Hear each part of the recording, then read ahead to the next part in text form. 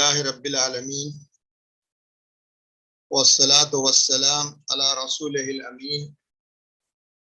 وعلی آلہ واصحابہ اجمعین الی یوم الدین۔ قال اللہ تبارک وتعالی فی القرآن المجید والفرقان الحمید فاعوذ باللہ من الشیطان الرجیم بسم اللہ الرحمن الرحیم۔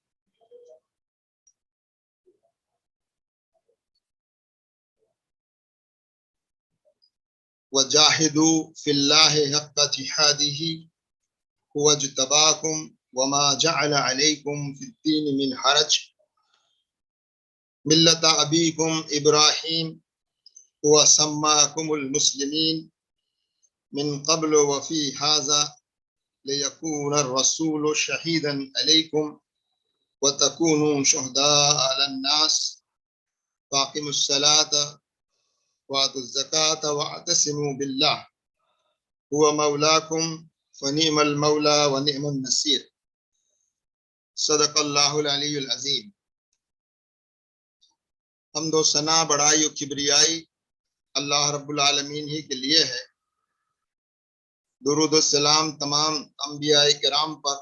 خصوصاً آخری نبی حضرت محمد مصطفیٰ صلی اللہ علیہ وسلم پر۔ محترم برادر رفیق صاحب، امیر حلقہ جماعت اسلامی ہند حلقہ آندھرا پردیش، حلقے کے دیگر ذمہ دار حضرات، اس آن لائن پروگرام میں شریک میرے محترم بزرگوں، بھائیوں، میری محترم ماؤں، بہنوں اور بیٹیوں، السلام علیکم ورحمۃ اللہ وبرکاتہ۔ سب سے پہلے حلقے آندھرا پردیش کے تمام ذمہ داران کو اس بات کے لیے مبارکباد پیش کرتا ہوں کہ انہوں نے ایک بہت ہی اہم موضوع پر ملت اسلامیہ، امت مسلمہ کو بیدار کرنے کے لیے، ان کو ان کی ذمہ داری یاد دلانے کے لیے ایک 10 روزہ مہم کا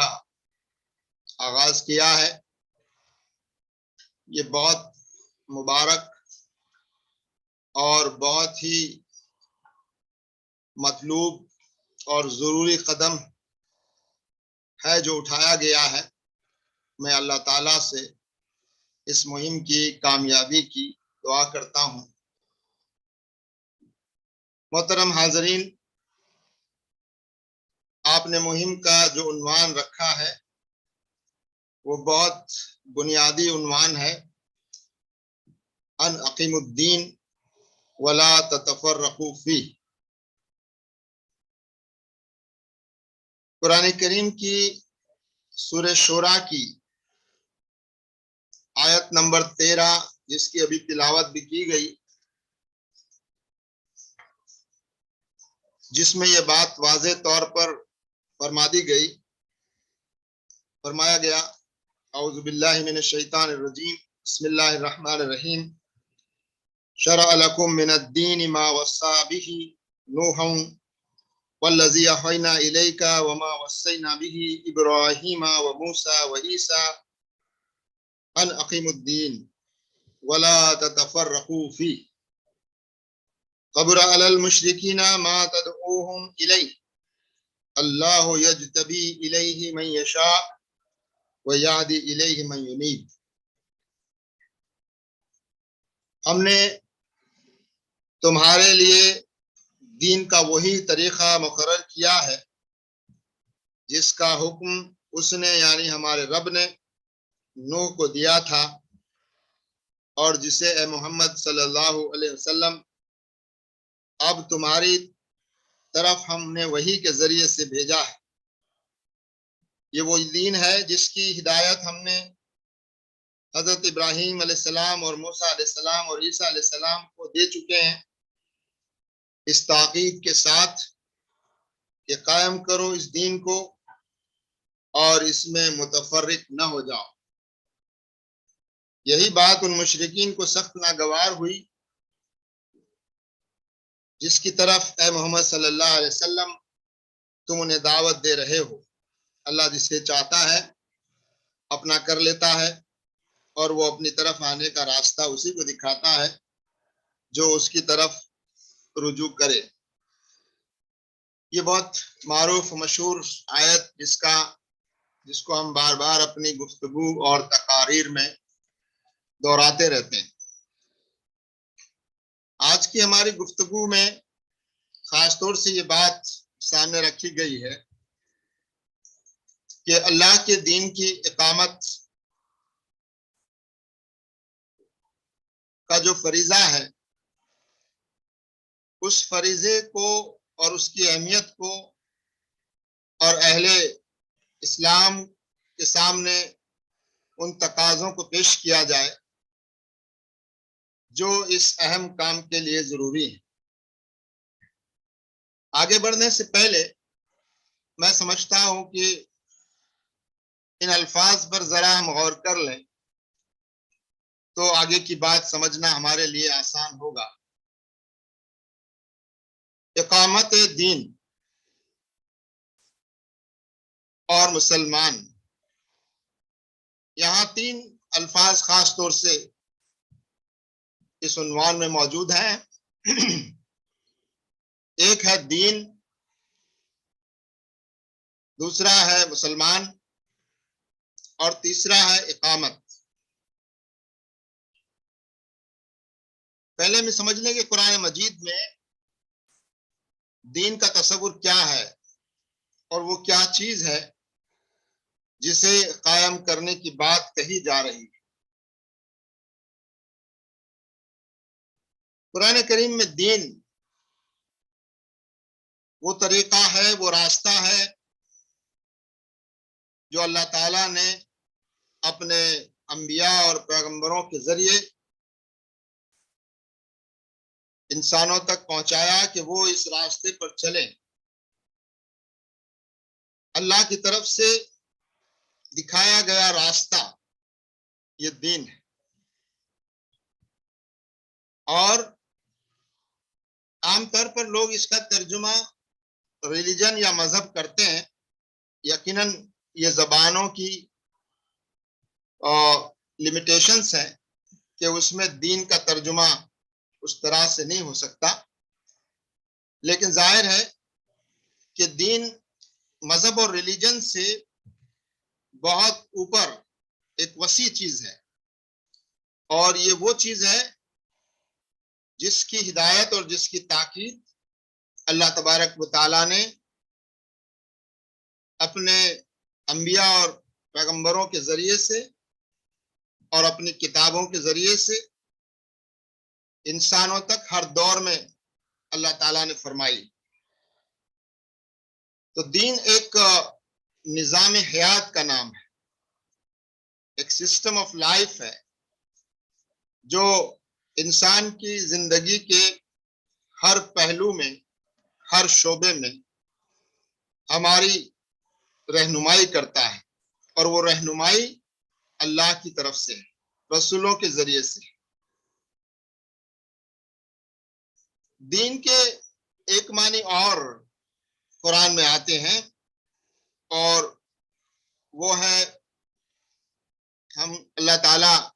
سورہ فاتحہ میں کہا گیا ہے مالک یوم الدین، وہ اس دن کا مالک ہے جس دن بدلہ دیا جائے گا، جزا دی جائے گی۔ لیکن اس کو ذرا اور گہرائی سے سوچیں تو یہ دن دراصل انصاف کا دن ہوگا، یہ بدلہ، یہ انعام انصاف کا تقاضا ہوگا، لہذا دین کے ایک معنی انصاف کے بھی۔ انصاف اس دن اللہ تعالیٰ کی عدالت میں لوگوں کے ساتھ انصاف ہوگا، یعنی جو اللہ کے عطا کردہ اس دین کے مطابق اس نے اپنی زندگی گزاری ہوگی اس کو انعام ملے گا، اور جس نے اس سے ہٹ کر کوئی اور راستہ اختیار کیا ہوگا اسے ذلت اور رسوائی، اللہ کا غضب اور غصہ اور نتیجے میں جہنم اس کو ملے گی۔ تو یہ دین کا لفظ قرآن مجید میں انصاف کے معنی میں، بدلہ اور جزا کے معنی میں بھی آیا ہے۔ قرآن کریم میں اس دین کے بارے میں، یعنی اسلام کے بارے میں، جس کے معنی، اسلام کے معنی یہ ہیں، آپ سب جانتے ہوں گے، اللہ کے احکام اور مرضی کے آگے اپنے آپ کو مکمل طور پر اس کے سپرد کر دینا، اپنے آپ کو اللہ کے حوالے کر دینا، اپنے آپ کو اللہ کے آگے ڈال دینا، complete surrender to the will of God, will of Allah۔ اللہ کے آگے مکمل سمپورن سمرپن، اس کو ہندی میں کہا گیا سمپورن سمرپن۔ اسلام یہ جو دین ہے جو اللہ تعالیٰ کی طرف سے انسانوں کے لیے بھیجا گیا ہے، اس دین کی بنیاد عدل پر ہے۔ عدل کا قیام، یعنی دین کے قیام کے معنی ہیں عدل کا قیام، انصاف کا قیام۔ رسولوں کے آنے اور کتابوں کے نازل کیے جانے کا مقصد اللہ تعالیٰ نے سورہ حدید کی ایک آیت میں واضح فرمایا ہے۔ اس آیت میں فرمایا گیا ہے، اعوذ باللہ من الشیطان الرجیم، بسم اللہ الرحمن الرحیم، لقد ارسلنا رسلنا بالبینات وانزلنا معهم الكتاب والمیزان لیقوم الناس بالقسط۔ بے شک ہم نے اپنے رسولوں کو بھیجا واضح نشانیوں کے ساتھ، اور ہم نے کتابیں نازل کی تاکہ وہ انسانوں اور انسانی معاشرے اور سماج میں عدل قائم کر سکے۔ اللہ نے نبیوں پیغمبروں کو اس لیے بھیجا، اللہ نے کتابیں اس لیے نازل فرمائی، اور اللہ نے یہ امت اس لیے برپا فرمائی، اور یہ آخری امت بھی اللہ نے اسی لیے برپا فرمائی ہے تاکہ اللہ کی زمین پر عدل قائم ہو، انصاف قائم ہو۔ تو اس سے ہم بات سمجھ سکتے ہیں کہ دین کے قائم کرنے کا حکم بھی دیا جا رہا ہے، جیسا کہ سورہ شورا کی آیت میں ہے، اور رسولوں کے آنے کا مقصد اور کتابوں کے نزول کا مقصد بھی یہی بتایا گیا ہے کہ عدل قائم کیا جائے۔ اس سے بات واضح ہوتی ہے کہ اصل مقصد تو زمین پر عدل و انصاف کا قیام ہے، اور اس سے بات واضح ہے کہ عدل و انصاف کا قیام صحیح معنی میں مکمل طور پر اس وقت تک ممکن نہیں ہے جب تک کہ اللہ کی اس زمین پر، اور زمین سے مراد انسانوں کی زندگی پر، فرد پر، معاشرے پر، معیشت پر، سیاست اور عدالت پر، حکومت پر، ہر چیز پر یہ دین قائم ہو، ہر چیز اس دین کے مطابق ہو، ہر چیز اللہ کی ہدایت کے مطابق ہونے لگے، تبھی اس بات کو یقینی بنایا جا سکتا ہے کہ تبھی اللہ کی زمین پر انسانوں کے درمیان، انسانی سماج کے درمیان انصاف قائم ہوگا۔ اس کے بغیر انصاف کا قیام ممکن نہیں۔ یہ یقین ہمارے اندر ضرور ہونا چاہیے، ایمان کا تقاضا ہے کہ اللہ کے دین کے مکمل قیام کے بغیر انسانی معاشرے اور سماج پر اور فرد پر اللہ کا دین قائم ہوئے بغیر انصاف اور عدل کے تقاضے پورے نہیں ہو سکتے۔ ایک اور بات دین سے متعلق عرض کرتا چلوں، اور وہ یہ ہے کہ قرآن مجید میں کئی جگہ پر ایسی آیتیں آئی ہیں جس میں یہ فرمایا گیا کہ یہ دین فطرت ہے، یہ دین فطرت ہے، یعنی اللہ کا یہ دین، اللہ کی ہدایتیں، اللہ کے ذریعے بتایا گیا راستہ انسانی فطرت کے تقاضوں کے عین مطابق ہے، یعنی انسانوں کو اس دین کی طرف بلانے کا مطلب اور اس دین کے قائم کرنے کا مطلب اور مقصد یہی ہے کہ انسان کو ایک فرد کی حیثیت میں اور پورے معاشرے اور سماج کو اس کی اصل فطرت پر لایا جائے، اس کی فطرت پر قائم کیا جائے کہ انسان کو اللہ تعالیٰ نے جس فطرت پر بنایا ہے، انسانی سماج کو اس فطرت پر انسان اور انسانی سماج لوٹ آئے۔ سورہ 3 میں اللہ تبارک تعالیٰ فرماتا ہے لَقَدْ خَلَقْنَا الْإِنسَانَ فِي أَحْسَنِ تَقْوِيمٍ، ہم نے انسان کو بہترین ساخت پر پیدا فرمایا ہے،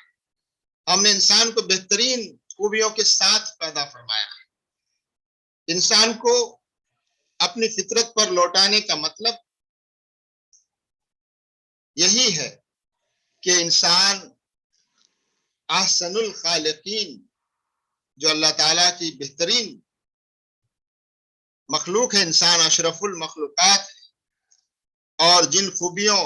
کے ساتھ انسان کو اللہ تعالیٰ نے پیدا فرمایا ہے، ان خوبیوں پر اس کو قائم رکھا جائے، قائم کر دیا جائے۔ جب فرد قائم ہوگا تو معاشرہ اور سماج بھی قائم ہوگا۔ تو یہ 2-3 باتیں جو میں نے عرض کی ہیں دین کے تعلق سے، وہ انشاءاللہ مددگار ہوں گی ہماری اس عنوان کے تحت جو گفتگو آگے ہونے والی ہے۔ اب دوسری بات یہ ہے، ہمیں اپنی حیثیت مسلمان اس کو بھی واضح کرنے کی ضرورت ہے کہ ہم کون ہیں، ہم کیا ہیں، اور بحیثیت مسلمان ہماری کیا ذمہ داری ہے، یہ بات بھی واضح ہونے کی ضرورت ہے۔ ایک بات تو یہ سمجھنے کی ضرورت ہے، اور قرآن سے اور سنت سے ہمیں یہ رہنمائی ملتی ہے کہ مسلمان یا مسلم معاشرہ، مسلم کوئی قوم نہیں ہے، کوئی نسلی گروہ نہیں ہے، یا کسی خاندانی یا نسلی بنیاد پر جمع ہونے والے لوگوں کی اجتماعیت نہیں ہے،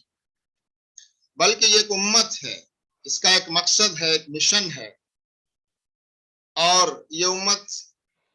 اس امت میں کوئی بھی شریک ہو سکتا ہے۔ جو بھی اس امت کے مشن اور مقصد کو قبول کر لے اور اپنے آپ کو اللہ کے سپرد کر دے، وہ اس امت کا حصہ بن سکتا ہے۔ تو ہم کوئی نسلی گروہ نہیں ہیں، ہم کوئی ایک قوم نہیں ہے محض، بلکہ ہم ایک مقصد اور مشن رکھنے والی ایک امت ہے۔ اور اللہ تعالیٰ نے اس امت کا تعارف بھی کرا دیا، کہیں کہا گیا کہ آپ امت وسط ہیں، یعنی درمیانی امت ہے، یعنی اعتدال پر قائم رہنے والی اور دنیا کو اعتدال پر قائم کرنے والی امت ہے۔ کہیں فرمایا گیا کنتم خیر امت، تم بہترین امت ہو۔ آگے بتایا گیا اخرجت للناس، تمہیں انسانوں کی بھلائی کے لیے، خیر خواہی کے لیے نکالا گیا ہے۔ تمہارا وجود صرف اپنے مفادات اور حقوق کی حفاظت کرنا نہیں، تمہارا مقصد انسانوں کو بھلائی کی طرف بلانا، انسانوں کی خیر خواہی کرنا، انسانوں کو دکھ درد سے نجات دلانا، انسانوں کو اندھیروں سے نکال کر روشنی کی طرف لے جانا، انسانوں کو غلامی کی جنزیروں سے چھڑا کر، نکال کر، آزاد کرا کر اسے اللہ کی بندگی اور اللہ کی غلامی کے راستے پر ڈالنے کی کوشش کرنا، یہ اس امت کا مقصد ہے۔ سورہ حج کی جو آیت میں نے ابھی پڑھی ہے، اس میں بھی یہی بات فرمائی گئی اور یہ فرمایا گیا ہوا سماکم المسلمین من قبل وفی ھذا، ہم نے تمہارا نام، اس امت کا نام پہلے بھی مسلم رکھا، یعنی نبی کریم صلی اللہ علیہ وسلم سے پہلے جتنی امتیں آئی ان تمام امتوں کے نام کا نام مسلم ہی تھا، وہ سب مسلم ہی تھے، اور اب اس کتاب میں بھی تمہارا نام مسلم رکھا گیا ہے۔ اور آگے فرما دیا گیا یقول الرسول شہیداً علیکم، تاکہ رسول تم پر گواہ ہو، وَتَكُونُوا شُهَدَاءَ عَلَى النَّاسِ، اور تم انسانوں پر گواہ بنائے جاؤ۔ آخر کیا مقصد ہے اس کا؟ رسول ہم پر گواہ اور ہم لوگوں پر گواہ، اور یہ گواہی اللہ کی عدالت میں ہوگی، اور یقیناً گواہی کے بعد فیصلہ ہوتا ہے، فیصلے کے بعد یا تو انعام ہوگا یا سزا ہوگی۔ تو یہ بات ہم پر واضح رہنی چاہیے کہ ہم ایک مقصد رکھنے والا ایک گروہ ہیں، اور ہمارا ایک مشن اللہ تعالیٰ نے خود مقرر فرما دیا ہے، اور ہمیں وہ طریقہ اللہ تعالیٰ نے خود عطا فرما دیا ہے۔ اب تیسرا لفظ جو اقامت کی بات ہے، قائم کرنا، یہ بات بیچ میں آ چکی ہے۔ اس کے معنی یہ ہیں کہ اللہ تعالیٰ کے اس دین کے مطابق انسان کی زندگی کا ہر شعبہ نشو و نما پائے، ایک فرد اپنی انفرادی حیثیت میں بھی اور ایک پورا معاشرہ اپنی اجتماعی حیثیت میں، ان تمام شعبوں میں، زندگی کے تمام انفرادی اور اجتماعی شعبوں میں اللہ کی ہدایت اور اللہ کی رہنمائی غالب ہو، اللہ کی ہدایت اور اللہ کی رہنمائی کے مطابق تمام چیزیں ہوں۔ جیسا کہ میں نے ابھی عرض کیا ہے، یہ سب اس لیے ہے کہ تاکہ انسانی سماج میں انسانوں کے درمیان انصاف قائم ہو، اللہ کی زمین پر عدل کا قیام عمل میں آئے، ظلم اور ناانصافی اور استحصال، ہر قسم کا آپریشن، انیائے، اتیاچار اور شوشن، اس کا خاتمہ ہو۔ اقامت دین کے معنی یہ بھی ہیں کہ انسان اپنی فطرت پر اس کو لوٹانے کی کوشش کی جائے، اس کو لوٹایا جائے۔ فطرت پر لوٹنا ہی اسلام میں آنا ہے، اور اللہ تعالیٰ نے جو شریعت ہم کو دی، اللہ تعالیٰ نے جو احکامات دیے، اللہ تعالیٰ نے جن چیزوں کا حکم دیا ہے، اللہ تعالیٰ نے جن چیزوں سے منع کیا ہے، وہ تمام کی تمام انسان کی فطرت کے عین مطابق انسان کو اس فطرت کی طرف لوٹانے ہی کے لیے اللہ تعالیٰ نے یہ پورا انتظام کیا ہے۔ محترم بزرگوں، بھائیوں اور محترم ماؤں، بہنوں اور بیٹیوں، اقامت دین جیسا کہ میں نے عرض کیا قرآن کی روشنی میں، یہ ایک اہم فریضہ ہے تمام مسلمانوں پر، امت مسلمہ پر، اور یہ فریضہ اللہ نے مقرر کیا ہے۔ جس مقصد کے لیے نبی بھیجے گئے، جس مقصد کے لیے کتابیں نازل کی گئی، اور اب اللہ کا یہ دین اپنی آخری اور مکمل شکل میں آخری نبی حضرت محمد مصطفیٰ صلی اللہ علیہ وسلم کے ذریعے ہم تک پہنچا ہے۔ نبی کریم صلی اللہ علیہ وسلم نے اپنا حق ادا کیا، انہوں نے اس پیغام کو اپنے دور میں، اپنے زمانے میں جہاں تک پہنچایا جا سکتا تھا پہنچایا، اور اللہ کے رسول نے اس دین کو لوگوں تک پہنچایا بھی، اور اس دین کا ایک نمونہ فرد کی شکل میں بھی پیش کیا، اور صرف فرد کی شکل میں نہیں بلکہ ایک اجتماعی شکل میں بھی اسلام کا نمونہ مدینہ میں ایک آئیڈیل، ایک نمونے کی ریاست جو عدل و انصاف پر مبنی تھی، اس کا قیام کر کے دین کے تمام پہلوؤں کو اللہ کے نبی، آخری نبی حضرت محمد صلی اللہ علیہ وسلم نے ظاہر کر دیا، اس کو واضح فرما دیا۔ اب کوئی نبی آنے والا نہیں، اب کوئی کتاب نازل ہونے والی نہیں، نبی کی تعلیمات اور نبی کی سیرت پوری محفوظ ہے، اللہ کی ہدایات، اللہ کا آخری کلام قرآن مجید قیامت تک محفوظ رہے گا۔ اور اب یہ ذمہ داری امت مسلمہ کی ہے کہ وہ اللہ کے اس دین کو اللہ کی زمین پر قائم فرمائے۔ اللہ کے دین کو قائم کرنے کے معنی یہ کہ سب سے پہلے ہم اپنی ذات پر، ایک فرد اپنی ذات پر اللہ کے احکامات کو نافذ کرے، اللہ کے احکامات کو جاری و ساری کرے۔ اللہ نے جن چیزوں کا حکم دیا ہے ایک فرد کی حیثیت میں ان کو انجام دے، جن چیزوں سے روکا ہے ان چیزوں سے وہ رک جائے، وہ راستہ اختیار کرے جو اللہ نے جس کی اجازت دی ہے یا جس کا حکم دیا ہے، اس راستے کو مکمل طور پر چھوڑ دے جس راستے پر جانے سے منع کیا ہے۔ اور ایک فرد کی حیثیت میں ہماری جو ذمہ داریاں ہیں وہ ہم پورا کریں۔ اور ان ذمہ داریوں میں یہ ذمہ داری بھی ہے کہ ہم اس دین کو اپنی ذات پر بھی نافذ کریں اور لوگوں تک پہنچائیں، اور اپنے آپ کو اس دین کا نمونہ بنائیں۔ یہ بھی اقامت دین کے تقاضوں میں شامل ہے کہ ہم اس دین کا نمونہ ایک فرد کی حیثیت میں بنیں اور پوری امت مسلمہ کی، اور جس علاقے میں ہم رہتے ہیں وہاں کی امت مسلمہ کی یہ ذمہ داری ہے کہ وہ اجتماعی طور پر بھی اس دین کا نمونہ بن کر لوگوں کے سامنے پیش کریں۔ تو اقامت دین میں یہ بات شامل ہے کہ ہم خود اس دین پر عمل کریں، اس دین کے تقاضوں کو ہم فرد کی حیثیت میں پورا کریں، اور ایک جو نمونہ قرآن میں اور رسول اکرم صلی اللہ علیہ وسلم کی زندگی میں مومن کے لیے، مسلم کے لیے ملتا ہے، وہ نمونہ ہم پیش کریں اور ایک نمونے کا معاشرہ بنانے کی ہم کوشش کریں۔ اور جن لوگوں تک یہ بات نہیں پہنچی ہے، یہ پیغام نہیں پہنچا ہے،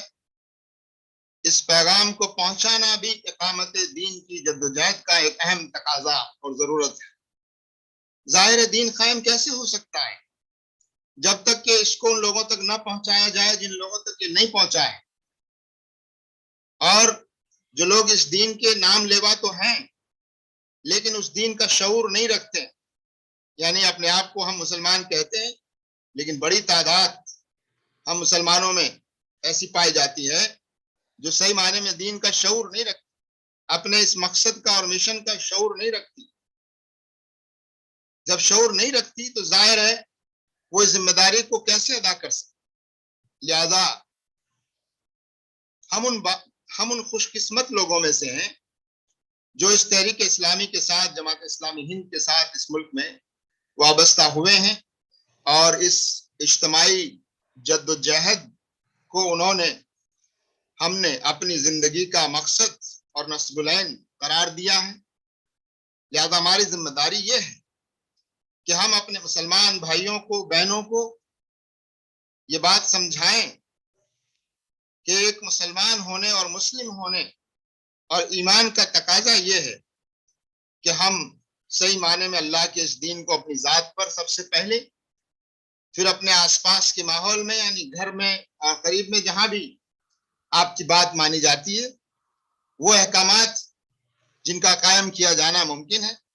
اور پھر اس معاشرے میں اور سماج میں اللہ کے دین اور اس کی ہدایات کے مطابق اس کو نافذ کرنے کی کوشش کرنا، وہ ہم سب کی ذمہ داری ہے۔ اور جیسا کہ میں نے عرض کیا ہے، ہمارے اس ملک میں ایک بڑی آبادی ان لوگوں کی ہے جو اس دین سے واقف نہیں ہیں، اس دین کو نہیں جانتے، بلکہ بہت سے لوگ ایسے بھی ہیں، اور وہ بھی ایک تعداد ہے جو بڑھتی جا رہی ہے، جو دین کے بارے میں، اسلام کے بارے میں، مسلمانوں کے بارے میں غلط رائے رکھتے ہیں، غلط فہمیوں کا شکار ہیں۔ نہ جاننا ایک بات ہے، لیکن غلط جاننا دوسری بات ہے۔ جو اسلام سے، مسلمانوں سے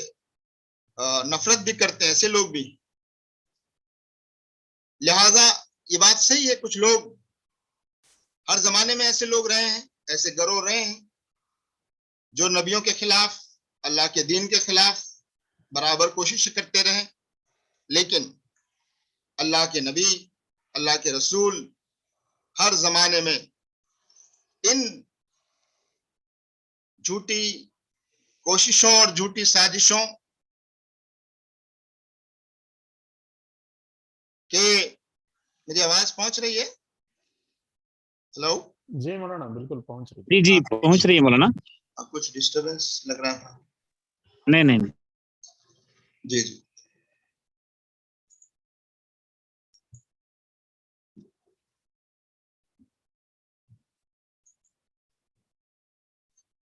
تو میں عرض کر رہا تھا کہ ان حالات میں خاص طور سے جب کچھ لوگ ایک منظم کوشش بھی کر رہے ہیں اسلام کی تصویر کو اور مسلمانوں کی تصویر کو بگاڑنے کی، ایسے میں ہماری ذمہ داری ان حالات میں اور زیادہ بڑھ جاتی کہ ہم ان چیزوں کا مقابلہ اور ان کی روک تھام ظاہر ہے اس طریقے سے نہیں کر سکتے، نہیں کرنا چاہیے۔ اسلام کا طریقہ وہ نہیں ہے کہ جھوٹ کے مقابلے میں جھوٹ اور غلط کے مقابلے میں غلط اور ظلم کے مقابلے میں ظلم نہیں۔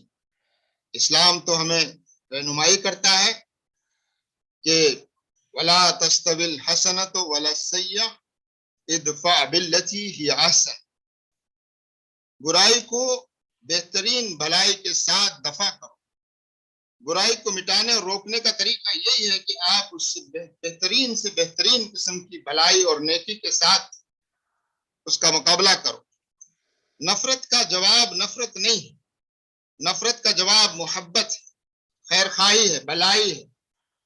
ہم ان لوگوں کی بھی بھلائی چاہیں اور خیر خواہی کریں، دنیا کی بھلائی بھی اور دنیا کے بعد جو آخرت ہے اس کی بھلائی بھی چاہیں۔ عام لوگوں کے لیے تو چاہیں ہی، لیکن ان لوگوں کے لیے بھی چاہیں جو ہمیں اپنا دشمن سمجھتے ہیں،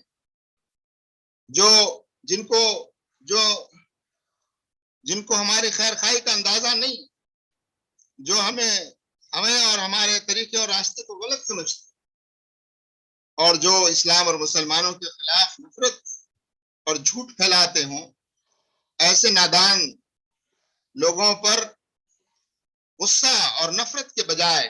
ان پر رحم آنا چاہیے، اور ان کے بارے میں یہ سوچنا چاہیے کہ یہ کتنے ناسمجھ اور نادان ہیں، کہ کتنی غلط راہ پر چل پڑے ہیں، اور اس میں کسی اور کا نقصان نہیں بلکہ نقصان انہی کا ہے۔ کیونکہ یہ دین اللہ کا دین ہے، اور اللہ تعالیٰ کا وعدہ ہے، اللہ کا یہ دین قائم ہو کر رہے گا، اللہ تعالیٰ نے اس کا وعدہ فرمایا ہے۔ لیکن یہ جو درمیانی مدت ہے، ظاہر ہے اس میں ہمارا رول کیا ہوگا، ہمارا احتساب اور حساب اور جائزہ اس پر ہوگا کہ ہماری کوششیں کیا رہی۔ محترم بزرگوں، بھائیوں اور میری محترم ماؤں اور بہنوں اور بیٹیوں، اللہ تعالیٰ نے اس ملک میں ہم کو ایک موقع دیا ہے، اور یہ اللہ تعالیٰ نے ہم کو اعزاز بخشا ہے، بلکہ سمجھیے کہ اللہ تعالیٰ نے ہمیں اس کام کے لیے منتخب کیا ہے، چنا ہے۔ اللہ تعالیٰ نے ہم پر خصوصی فضل فرمایا ہے، رحم فرمایا ہے کہ ہم کو اس دین کا شعور عطا فرمایا، ہمیں اس دین کی سمجھ عطا فرمائی، ہمیں زندگی کا مقصد اور نصب العین ہم پر واضح کیا، اور ہمیں ایک ایسی اجتماعیت سے، ایک ایسی جماعت سے وابستہ ہونے کی توفیق اللہ تعالیٰ نے ہم کو عطا فرمائی جو انبیائی طریقے پر، انبیاء کے طریقے پر قرآن کے اس پیغام کو لے کر اللہ کے دین کو فرد پر اور معاشرے پر اور زندگی کے ہر شعبے میں اس کو جاری اور ساری اور نافذ کرنے کا کام اس ملک میں انجام دے رہی. یہ بات ہم پر واضح رہنی چاہیے. بہت سے لوگ یہ کہہ سکتے ہیں کہ کیا یہ کام بغیر جماعت میں شریک ہوئے نہیں کیا جا سکتا؟ یقیناً وہ لوگ جو جماعت میں شریک نہیں ہیں وہ بھی دین پر عمل کر رہے ہیں، لیکن دین کے تمام تقاضوں کو اور ان تمام باتوں کو جو اللہ نے ہم پر لازم کی ہیں اس امت پر، اس کی تکمیل تبھی ممکن ہے جب ہم اجتماعی کوششیں کریں، اور اس کے لیے یہ ایسی اجتماعیت کی ضرورت ہے. اور الحمدللہ ایسی اجتماعیت اللہ تعالیٰ نے ہم کو اس ملک میں، ہمارے اپنے ملک میں اور ان حالات میں ایسی اجتماعیت جماعت اسلامی ہند کی شکل میں موجود ہے. تو اور اس کا مقصد وہی ہے جو انبیاء کرام کے ذریعے سے ہم تک پہنچا ہے. اس کا پیغام وہی ہے جو اللہ کا پیغام ہے، اور اس کا طریقہ وہی ہے جو قرآن اور سنت کے ذریعے سے بتایا گیا ہے. اور یہ سب کام ہم صرف اس لیے نہیں کر رہے کہ حالات کا تقاضا ہے، یہ کام اس لیے نہیں کر رہے کہ یہ کام ایک اچھا کام ہے، یہ کام اس کو مقصد ہم نے اپنی زندگی کا اس لیے نہیں بنایا ہے کہ یہ ایک نیک کام ہے اور بھلا کام ہے، اسے کرنا چاہیے، بلکہ اس لیے کہ یہ ہم پر لازم ہے، یہ اللہ کا حکم ہے. اگر ہم ایسا نہیں کریں گے تو اللہ کی بارگاہ میں مجرم قرار پائیں گے. یہ الگ بات ہے، اقامت دین کی جدوجہد میں ہر ایک کا اپنا حصہ ہے، اور اللہ تعالیٰ اس سے اتنا حساب لے گا جتنا اللہ تعالیٰ نے اس کو عطا کیا ہے، جتنی سمجھ عطا کی، جتنی عقل عطا کی ہے، جتنی صلاحیت عطا کی ہے. ایک عالم سے اس کے علم کے مطابق حساب لیا جائے گا، اور دوسرے صلاحیت رکھنے والے لوگوں سے ان کی صلاحیتوں کے مطابق حساب لیا جائے گا کہ تم نے اللہ کے دین کی اقامت کے لیے، اس جدوجہد کے لیے اپنی صلاحیتوں کو اور یہ جو ہم نے نعمتیں تمہیں دی ہیں ان کا استعمال کہاں تک کیا ہے. لہذا اللہ کی عدالت میں گواہی ہوگی، شہادت دی جائے گی، اور جیسا کہ سورہ حج کی اس آیت میں واضح کیا گیا ہے کہ لِيَكُونَ الرَّسُولُ شَهِيدًا عَلَيْكُمْ، تمہیں مسلمان اس لیے بنایا گیا ہے، تمہیں مسلم اس لیے بنایا گیا ہے، تمہیں یہ دین اس لیے دیا گیا ہے، تمہارا نام مسلم اس لیے رکھا گیا ہے تاکہ رسول تم پر گواہ ہو سکے. اللہ کی عدالت میں اللہ تعالیٰ تمام نبیوں کو، رسولوں کو بلائے گا، ان کی امتوں کو بلائے گا، رسولوں سے کی شہادت لی جائے گی اور پوچھا جائے گا رسولوں کے بارے میں، کیا رسول نے اپنا پیغام تم تک پہنچا دیا تھا؟ یقیناً وہ لوگ گواہی دیں گے، بلکہ اللہ کے رسول صلی اللہ علیہ وسلم تو اپنی حیات ہی میں لوگوں سے میدان عرفات میں گواہی لے چکے، لیکن اللہ کی عدالت میں گواہی ہوگی، اور ایک رسول کی نہیں، تمام رسولوں کی ہوگی، ان رسولوں کے ساتھ ان کی امتیں ہوں گی. لہذا رسولوں کی گواہی بھی لی جائے گی، کیا رسولوں نے ان پیغام پہنچا دیا تھا. اور پھر اس گواہی کے بعد اس آخری امت کے بارے میں، اس آخری امت کو یہ اعزاز حاصل ہے، اس آخری امت کے ہر فرد کی گواہی ہوگی. جس طرح نبیوں کی گواہی ہوگی، اسی طرح اس امت کے ہر فرد کی گواہی ہوگی کہ بتاؤ تم نے یہ پیغام جو تم تک پہنچا تھا، جس پر تم ایمان لائے تھے، اس پیغام کو تم نے لوگوں تک پہنچایا یا نہیں، اس پہنچانے کا حق ادا کیا کہ نہیں. اور پہنچانے سے مراد صرف الفاظ کا پہنچانا نہیں ہے، بلکہ تم نے اس دین پر کتنا عمل کیا، تم نے اس دین کے مطابق اپنی انفرادی اجتماعی زندگی کو بنانے کی کیا کوششیں کی. نتیجہ کیا آئے گا یہ اللہ پر چھوڑیے، لیکن کوششیں کیا کی گئی، ان کوششوں کے مطابق ہماری گواہی طے ہوگی کہ ہم نے اللہ کے حکم کے مطابق اس کے احکام کے مطابق اپنی ذمہ داری کو نبھایا یا نہیں نبھایا، کتنا نبھایا، اسی کے مطابق اللہ تعالی ہم کو اجر عطا فرمائے گا۔ یا اگر ہم مجرم قرار پائے اس گواہی عدالت میں تو ظاہر ہے ہم گنہگار ہوں گے اور ہم سزا کے مستحق ہوں گے۔ اللہ تعالیٰ اس دن کی پکڑ سے، اس دن کی گرفت سے، اللہ کی ناراضگی اور غصے سے ہم سب کو محفوظ فرمائے کہ اس دن جب اللہ کی عدالت میں اگر ہم سے پوچھا جائے گا کہ تم نے اس دین کے اقامت کے لیے، اس دین کو پہنچانے کے لیے کیا کوششیں کی، اور اگر ہم نے ان کوششوں کا حق ادا نہیں کیا تو ظاہر ہے ہم اللہ کی بارگاہ میں مجرم قرار پائیں گے۔ لیکن اللہ کا رحم، اللہ کا کرم یقیناً ان تمام چیزوں پر محیط ہے۔ اللہ تعالیٰ ہماری خطاؤں کو، غلطیوں کو، کوتاہیوں کو انشاءاللہ معاف فرمائے گا۔ اور یہ جو حالات ملک میں اس وقت بنے ہوئے ہیں، قرآن سے اور انسانی تاریخ سے بات واضح ہوتی ہے کہ یہ حالات بہت دن تک نہیں رہیں گے۔ اللہ تعالیٰ ہر مشکل کے بعد آسانی پیدا فرماتا ہے، اور ان حالات کو، یہ حالات ہماری ایک طرح سے آزمائش کا ذریعہ بھی ہیں، ہمارے امتحان کا ذریعہ بھی ہیں۔ دوسری طرف یہ حالات اللہ کے دین کے پیغام کو پہنچانے اور اللہ کے دین کی اقامت کے زیادہ امکانات کو اور بڑھاتے ہیں۔ ان مشکل حالات میں امکانات بڑھ جاتے ہیں، مشکل حالات میں راستے اور زیادہ کھلتے ہیں اگر ہم تلاش کریں، اور یہ مشکل حالات ہم کو مضبوط کرنے کے لیے، ہماری تربیت کے لیے بھی آتے ہیں۔ لہذا یہ اللہ کی حکمت، اللہ ہی کو علم ہے، لیکن ہمیں کسی چیز سے مایوس ہونے کی ضرورت نہیں ہے، اور بغیر مایوس ہوئے اللہ کی رحمت پر، اللہ کے فضل پر ہمیں پورا یقین رہنا چاہیے، اور ہم اس ذمہ داری کو ادا کریں۔ اور یہ ذمہ داری ہر فرد کی ہے، ہر مسلمان جو اس دین پر ایمان رکھتا ہے اس کی یہ ذمہ داری ہے کہ وہ اللہ کے دین کی دعوت کو لوگوں تک پہنچائے، اور اللہ کے دین کی اقامت میں جو حصہ لے سکتا ہے، جتنا اللہ نے جو صلاحیت اس کو دی ہے، چاہے وہ کم پڑھے لکھے ہوں، زیادہ پڑھے لکھے ہوں، عالم ہوں، کاروباری ہوں، تاجر ہوں، مرد ہوں، خواتین ہوں، نوجوان ہوں، بوڑھے ہوں، ہر ایک کو اپنی اپنی سکت اور حیثیت کے مطابق اللہ کے دین کی اقامت کی ان کوششوں میں اپنی ذمہ داری کو ادا کرنا چاہیے۔ اللہ تعالیٰ سے میں دعا کرتا ہوں کہ اللہ تبارک و تعالیٰ ہم سب کو ایسی توفیق عطا فرمائے اور حالات کو ہمارے لیے سازگار فرمائے۔ اللہ تعالیٰ ہم پر